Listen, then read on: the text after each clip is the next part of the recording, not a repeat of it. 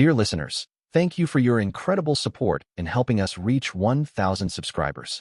We're now aiming for 2,000, so please support us by subscribing and helping us reach this milestone. Now let's start the story. My mother convinced my girlfriend to marry my brother. She told her he was stronger and a better fit for her. I was devastated when I came back and saw what had happened, but I left the town to rebuild my life. When I returned, everything had changed. My story begins on the day everything I thought I had fell apart. Back then, I was just a guy in a small town called Harriston, a place where everyone knows your business before you do. I was 23, working at the local hardware store, stacking lumber and ringing up nails for people who'd known me since I was a kid. It wasn't glamorous, but it paid the bills, and I had Leah. She was my world. Dark hair that fell in waves, a laugh that made the air feel lighter. We'd been together for 2 years, and I was saving up for a ring, not a fancy one. Just something to slip on her finger and say, "You're mine, and I'm yours." That summer, I got a chance to make some extra cash. A friend set me up with a 3-week gig hauling hay an hour away. It was hard work, sweat soaking my shirt, dust clogging my throat, but I pictured Leah's face every time I threw a bale. I'd call her each night from a creaky payphone outside the bunkhouse. Her voice was soft and sweet through the static. "Miss you," she'd say, and I'd grin like an idiot, counting the days until I could be back. What I didn't know was that my mother was counting down too, but for a completely different reason. When I rolled back into Harriston, my truck rattling down Main Street, I felt lighter than I had in weeks. I had made enough to start a savings account, maybe even take Leah somewhere nice. I stopped by her house first, just a little shotgun place with peeling paint and flowers she'd planted blooming out front. But when I knocked, her mom answered, lips tight like she'd bitten into a lemon. "She's not here, Alden," she said, barely looking at me. "You should talk to your family." My gut twisted. I drove home, kicking up dust behind me, and walked into chaos. My mom, Margaret, was in the kitchen, barking orders at my brother, Jordan, like she was a general. Jordan, 6 feet 3 inches, lounging against the counter, was smirking, and that's when I saw it. The ring on his finger. A cheap gold band that didn't match the one I'd been planning to buy. "Where's Leah?" I asked, my voice rougher than I meant it to be. Mom turned, wiping her hands like she was brushing me off. "She's with Jordan now, Alden. They're engaged. It's done." The room spun. I looked at Jordan, his grin widening like he'd just won some prize. I swear, I could have punched through the wall. "What the hell are you talking about?" I said, stepping closer. "Calm down," Mom snapped. "Leah needed a man, not a boy chasing pipe dreams. Jordan is strong, steady. He's got a future. You're just you." Her words hit like a slap. I'd spent my life trying to make her proud, fixing the porch when it sagged, working overtime so she wouldn't have to worry about bills. And Jordan? He coasted, leaned on his charm, never lifting a finger unless it got him something. And now he had Leah. I stormed out, tires squealing as I drove to her place again. She was there this time, sitting on the porch swing, her eyes red. "Alden," she started, but I cut her off. "Is it true?" I asked. She nodded, twisting her hands nervously. "Your mom," she said you'd never be enough. That Jordan could take care of me. I didn't know what to say. "You didn't know what to do," she whispered, and I let out a bitter laugh that sounded hollow. "You could have waited 3 damn weeks. You could have called me." Tears spilled down her cheeks, and part of me wanted to hold her, tell her everything would be okay. But the other part, the part that saw Jordan smirk and heard my mom's voice, knew it was over. "I'm sorry," she whispered. I didn't respond. I just turned and walked away, her sobs fading behind me. That night, I sat in my room, staring at the walls I had grown up in.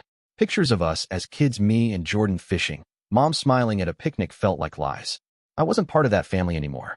I was the spare, the one they tossed aside when something better came along. By morning, I made up my mind. I packed a duffel bag with clothes, a toothbrush, and the $50 I had left from the hay job. Mom was in the living room when I came down, knitting as if nothing had happened. "Where are you going?" she asked, not even looking up. "Anywhere but here," I said. She didn't stop me. Jordan wasn't around, probably off gloating. I got in my truck and drove, the town shrinking in my rearview mirror. I didn't know where I was headed, but I knew one thing. I wouldn't let them break me again. That's how it all started the day I lost everything and decided to build something they couldn't touch. Leaving Harriston felt like shedding a skin. I didn't fit in anymore. My truck rattled down the highway, the radio buzzing with static, and I didn't stop until the gas needle hit empty. That's how I ended up in Easton, a city big enough to swallow me whole. Concrete and noise, so different from the quiet fields I had left behind. I had $50, a duffel bag, and a fire in my chest that wouldn't quit. I wasn't sure what I was chasing, but I knew I couldn't go back. The first few days, I slept in my truck, windows cracked, parked behind a diner where the cooks didn't care as long as I moved by dawn. I'd wake up stiff-necked and aching, then wash my face in a gas station sink, splashing cold water until I felt human again. I needed a job fast, so I walked into every place with a help wanted sign, my boots scuffing the sidewalks littered with gum wrappers and cigarette butts. Most folks just took one look at my faded jeans and said, "We'll call you," but they never did. Finally, I stumbled into a warehouse job, loading crates onto trucks for $10 an hour. It was brutal. My arms burned after the first shift, sweat dripping into my eyes as I hauled boxes of car parts or whatever else they shipped.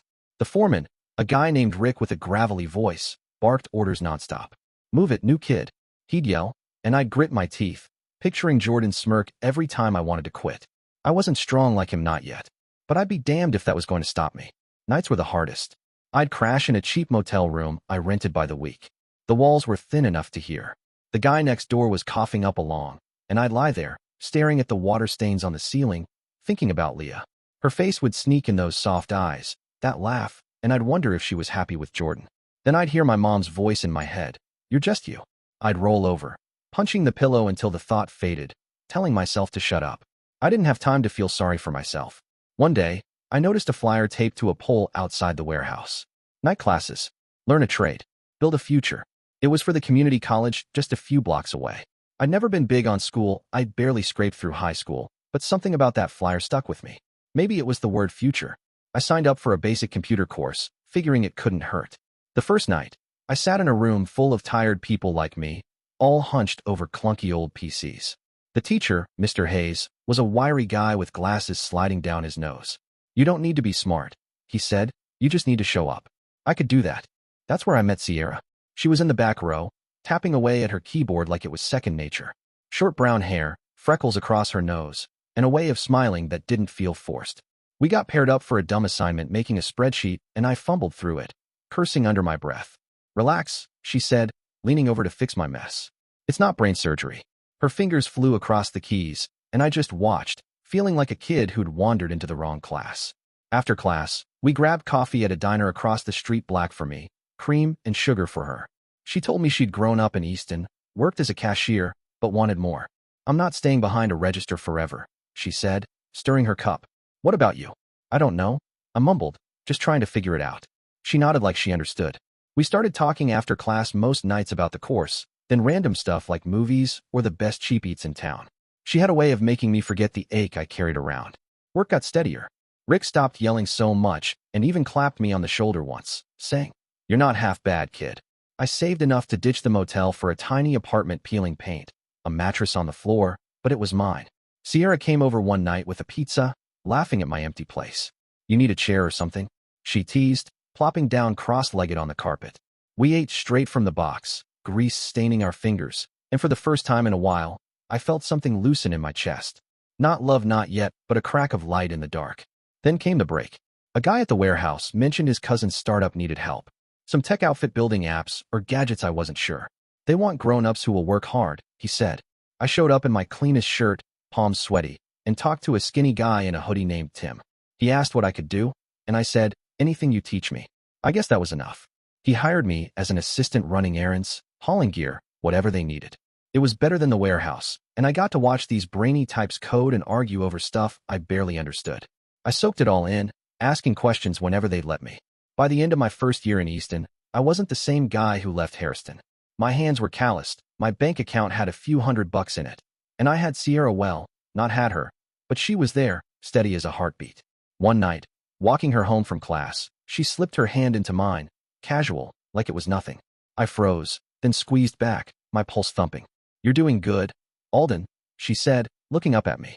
"Don't stop." I didn't plan to. I'd lost everything once, and I wasn't going to let that happen again. But as I walked back to my place, with the city lights buzzing overhead, I couldn't shake the feeling that this was just the beginning. Something bigger was coming, and I could taste it. After a while, Easton stopped feeling like a maze. It turned into home. Piece by piece, I'd been there a few years by then, and life had a rhythm, work, Sierra, and this quiet fire inside me that kept pushing me forward. That startup gig I'd stumbled into wasn't just about running errands anymore. Tim, the skinny guy in the hoodie who'd hired me, started trusting me with more testing apps, running numbers, even sitting in on meetings where they tossed ideas around like ping pong balls. I didn't understand half of it at first, but I listened, scribbled notes on napkins, and figured it out. It turned out I was good at seeing the big picture, how the pieces fit together, what people might want. One day, Tim pulled me aside, coffee breath and all. "Alden," he said, "you're wasted hauling boxes. We're scaling up new office, investors. I need someone to manage ops. You in?" I blinked, waiting for the punchline, but he was serious. Operations. Me. Keeping the chaos in line, shipments, schedules, budgets. I'd never done it, but I'd watched Rick run the warehouse like a drill sergeant. I could learn. "Yeah," I said, my heart thumping. "I'm in." And that's how it started, me climbing step by sweaty step. The company grew fast, Sampa. We built it hitting big with college kids, then offices, and eventually, overseas. I worked late, slept less, and loved every minute of it. Sierra stuck with me through it all. We'd been dating a year when I asked her to move in. Nothing fancy, just my little apartment with a couch now instead of a mattress. She said yes, hauling in a box of books and a coffee pot, grinning like we'd won something. A year after that, I proposed. No big scene, just us on the fire escape, city lights flickering below, and a ring I'd saved 6 months for. She cried, nodded, and that was that. We got married at City Hall, her in a white dress she found on sale, me in a suit that pinched at the shoulders. No crowd, no fuss, just a couple of friends from work and her sister snapping pictures. I liked it that way, quiet hours. Soon after, she got pregnant, and 9 months later, we had Maya, tiny, loud, with Sierra's freckles already dotting her nose. 2 years after that came Eli, all chubby cheeks and fists. I'd come home, bone-tired, and they'd climb on me, giggling, and suddenly, the day didn't feel so heavy. By then, I was CEO. Yeah, me, Alden from Harrison, the kid who stacked lumber, running a company worth millions. Tim stepped back to tinker with code, and the board picked me to lead. I didn't flaunt it. I kept my truck, the same boots, and let Sierra handle the spotlight stuff, interviews, fancy dinners. She was good at it. Charming people in suits with her quick laugh while I stayed behind the scenes, making sure the machine ran smoothly. We bought a house, not a mansion, just a brick place with a yard for the kids, but we kept it low-key, only telling those who needed to know. I liked it that way, kept it secret. It felt safer. But the past wasn't gone. It crept in late at night when the house was still, and Sierra's breathing was soft beside me. I'd see Leah's face, hear my mom's voice cutting me down, picture Jordan flexing like he owned the world. I kept a box in the closet, old photos, a letter from Mom I'd never opened, a snapshot of me and Leah at the county fair, her head on my shoulder. Sometimes I'd pull it out, stare at it, then shove it back. Sierra caught me once and asked what it was. "Nothing," I lied, and she let it go, but her eyes said she knew. We were happy, me, Sierra, the kids, but I wasn't whole, not yet. I'd built this life, brick by brick, and it was good, but there was a hole where Harrison used to be. I didn't miss them, not really, but I wondered, did they ever think about me? Did Leah regret it? Did Mom care that she lost a son? I'd push those thoughts down, focus on Maya's drawings or Elliot's babbling, but it lingered. Then the call came.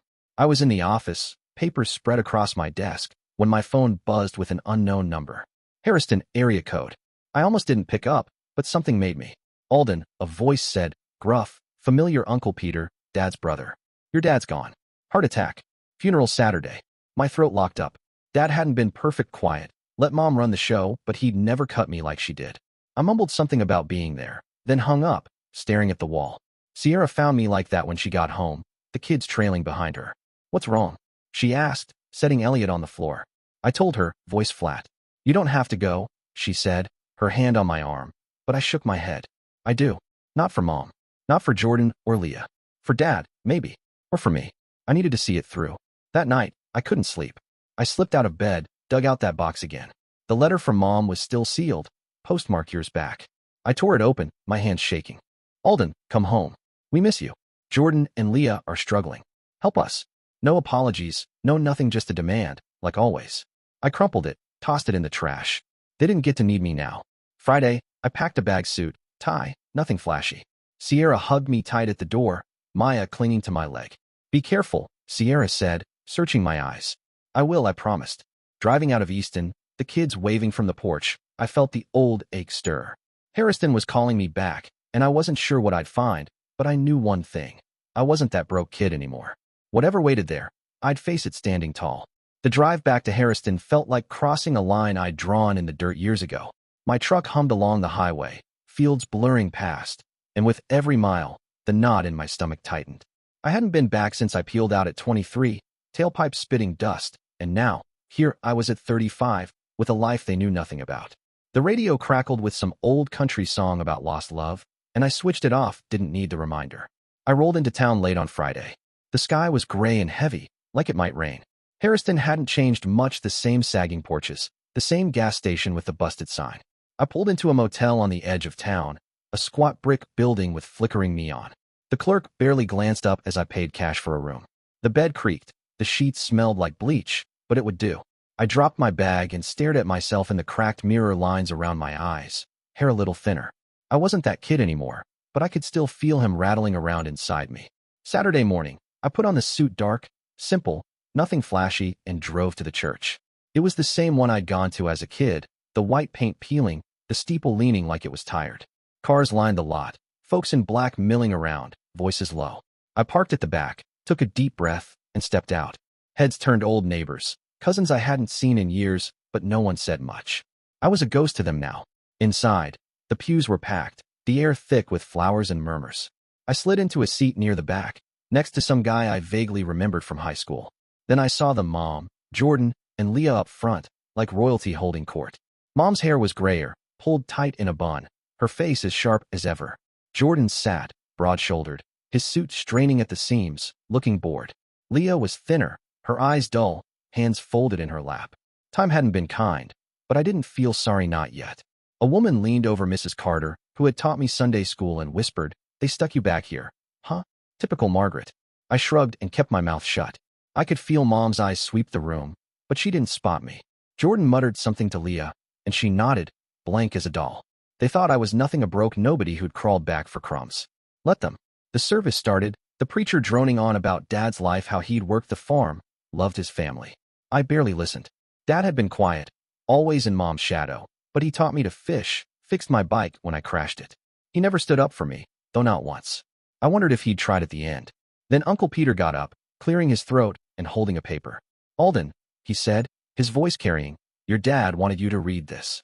Heads turned. Whispers rippled. Mom's face twitched, Jordan frowned, and Leah's eyes flicked up. I stood, legs steady, and walked to the front. The aisle felt a mile long, each step echoing on the wood floor. Peter handed me the paper, clapped me on the shoulder, and I faced the crowd.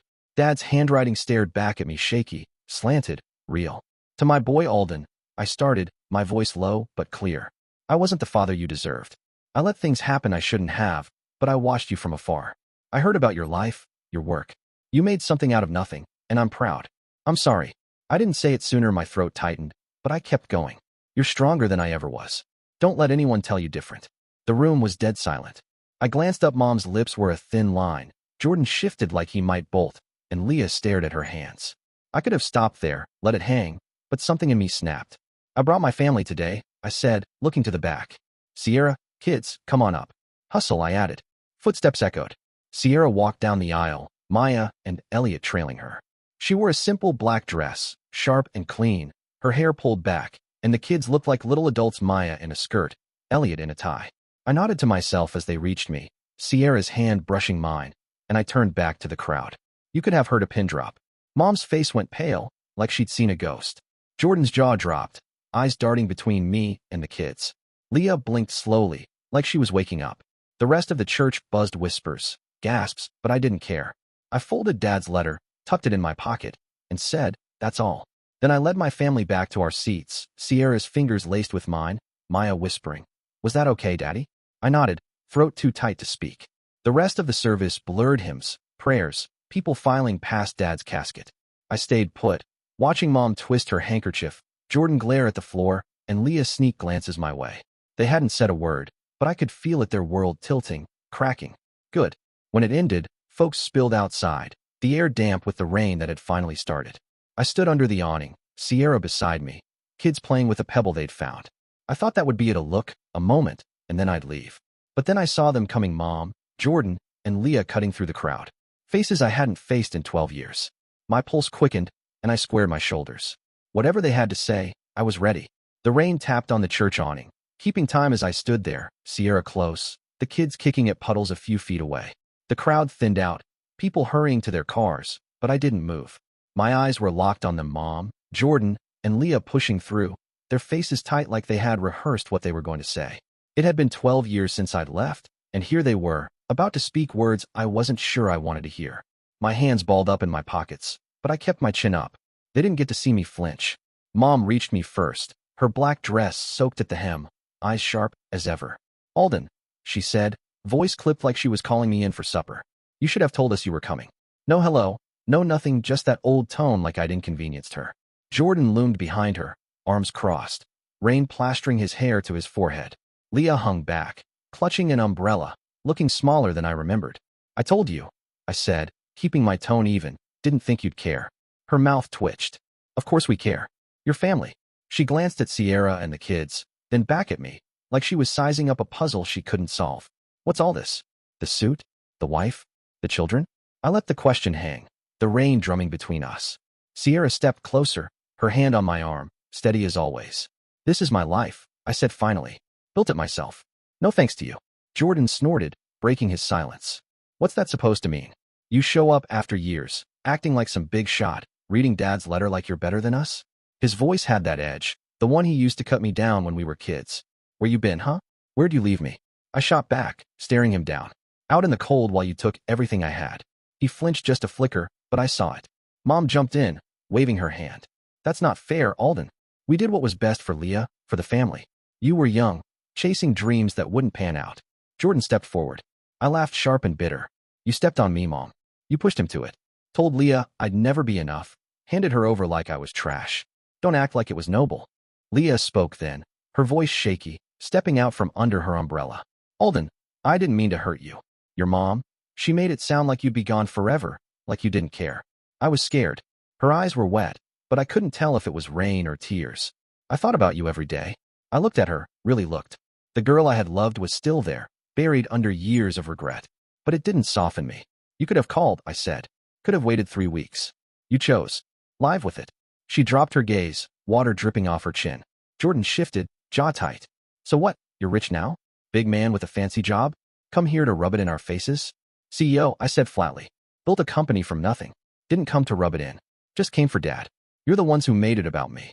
Mom's eyes widened for just a second before she smoothed it over. "Well," she said, forcing a smile, "that's impressive. We always knew you had it in you, didn't we, Jordan?" He grunted, not buying it. "Maybe you could help us out. Things haven't been easy." Jordan lost his job, the farm struggling. Family helps family.